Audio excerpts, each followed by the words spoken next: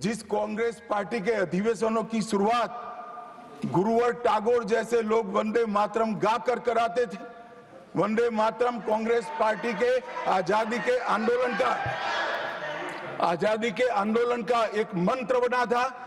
वो वंदे मातरम के महिमा मंडन करने के लिए जब लोकसभा में चर्चा हुई, गांधी परिवार के दोनों सदस्य नदारद थे, दो में से एक भी वंदे मातरम का विरोध आज भी जवाहरलाल नेहरू से लेकर आज के कांग्रेस के नेतृत्व तक कांग्रेस के खून के अंदर बसा। मैं कहना चाहूंगा कि पीएम मोदी जवाहरलाल नेहरू जी का अपमान करने का कोई मौका नहीं छोड़ते और वैसा ही होम मिनिस्टर नहीं छोड़ते, क्योंकि उनके पीछे पीछे है ना, वो आगे आगे इन्हों पीछे पीछे। तो ये नेचुरली ये हमेशा कि इसीलिए वो हमेशा कांग्रेस का गिला करते हैं और हमारे पार्टी के बारे में, नेताओं के बारे में, यहाँ तक कि हर कांग्रेस के लीडर का अपमान करने का मौका नहीं छोड़ते। गृह मंत्री अमित शाह ने कहा कि वंदे मातरम के टुकड़े कर दिए गए और इसलिए देश बंट गया। अगर वंदे मातरम को टुकड़ों में नहीं बांटा जाता तो देश अभी दो भागों में नहीं बंटता। जवाब में कांग्रेस अध्यक्ष मल्लिकार्जुन खड़गे ने कहा कि आपने तो अभी वंदे मातरम गाया, हम तो 60 साल से वंदे मातरम गाते आ रहे हैं। हम थोड़ा पीछे मुड़कर देखते हैं मान्यवर, जब वंदे मातरम के 50 साल हुए तब क्या हुआ? वंदे मातरम के 50 साल हुए, देश आजाद नहीं हुआ था और वंदे मातरम की स्वर्ण जयंती हुई 1937 में। तब जवाहरलाल नेहरू जी ने वंदे मातरम के 2 टुकड़े कर उसको 2 अंतरों तक सीमित करने का काम। सर, इस तरह वंदे मातरम को आजादी का नारा बनाने का काम कांग्रेस पार्टी ने किया। कांग्रेस ने अपने अधिवेशनों और कार्यक्रम में वंदे मातरम के नियमित गायन की परंपरा शुरू कर दी। क्या आप लोगों ने अपने पार्टी का कार्यक्रम शुरू होता या आपने पहले कर दिए थे? करते थे। अरे आप तो हर चीज के खिलाफ करते हो, फिर भी आपको मैं बार बार टोकना नहीं चाहता, लेकिन आपको मालूम होना चाहिए, आपका इतिहास ये है कि आप हमेशा देशभक्ति के गाने को, आजादी को और आजादी के लड़ाई के खिलाफ आप थे, कभी भी आप उसके फेवर में नहीं। राज्यसभा में चर्चा के दौरान अमित शाह ने कहा कि तुष्टीकरण की नीति के चलते देश का बहुत नुकसान हुआ। वहीं दूसरी तरफ मल्लिकार्जुन खड़गे ने कहा वंदे मातरम को लेकर देश को गुमराह किया जा रहा है। मान्यवर, 50वें पड़ाव पर वंदे मातरम को सीमित कर दिया गया, वहीं से तुष्टीकरण की शुरुआत हुई और वो तुष्टीकरण जाकर देश के विभाजन में। मान्यवर, मेरे जैसे कई लोगों का मानना है, कांग्रेस पार्टी को पसंद आए ना आए, अगर वंदे मातरम के तुष्टीकरण की नीति के तहत 2 टुकड़े न करते तो देश का बंटवारा नहीं होता और देश पूरा होता। मैंने प्रधानमंत्री का भाषण सुना और उन्होंने नेहरू जी पर आरोप लगाया और कहा कि 1937 में नेहरू जी के नेतृत्व में कांग्रेस पार्टी ने मूल वंदे मातरम गीत से महत्वपूर्ण पद हटा दिए थे।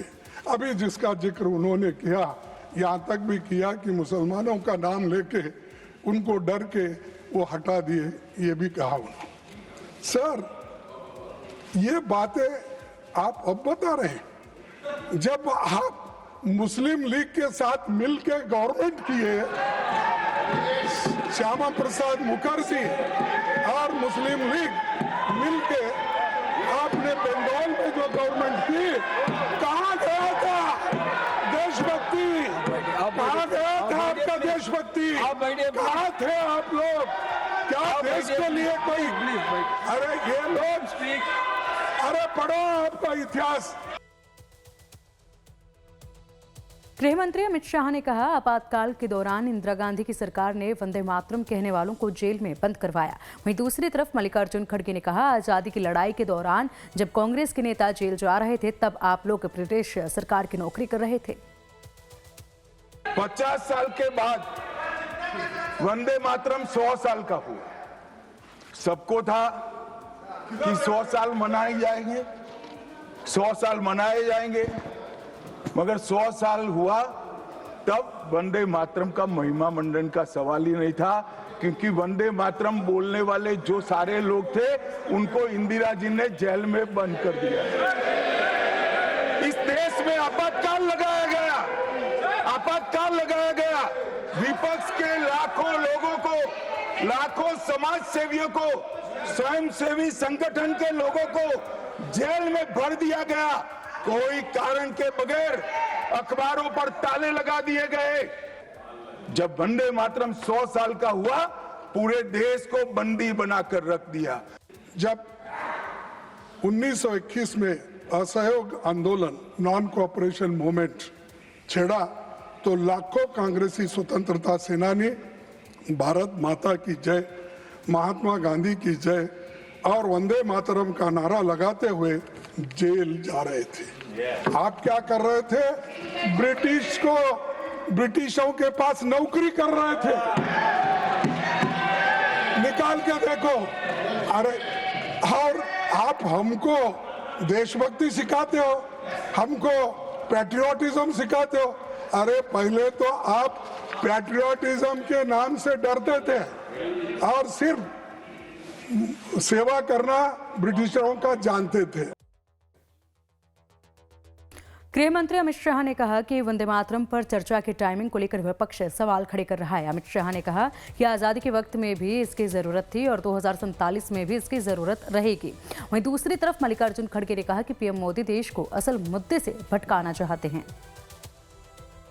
ये महान सदन में जब वंदे मातरम की चर्चा हो रही है, तब कल कुछ सदन सदस्यों ने लोकसभा में प्रश्न उठाया था कि आज वंदे मातरम की चर्चा, वंदे मातरम पर चर्चा की जरूरत क्या है। महोदय, वंदे मातरम पर चर्चा की जरूरत, वंदे मातरम के प्रति समर्पण की जरूरत वंदे मातरम बना तब भी थी, आजादी के आंदोलन के वक्त भी थी, आज भी है, और जब 2047 में महान भारत की रचना होगी तब भी रहे।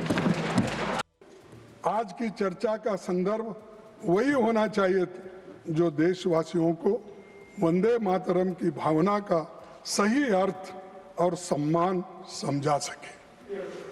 सभापति जी, जब देश कहीं बड़ी समस्याओं जैसे आर्थिक संकट, बेरोजगारी, सामाजिक मुद्दे में से जूझ रहा है, तब भी प्रधानमंत्री की केवल चुनावी प्रचार में रहता है, ना कहीं ऐसे ध्यान भटकाने के सब चीजें इस सदन के सामने लाकर इसमें अपना समय देते हैं।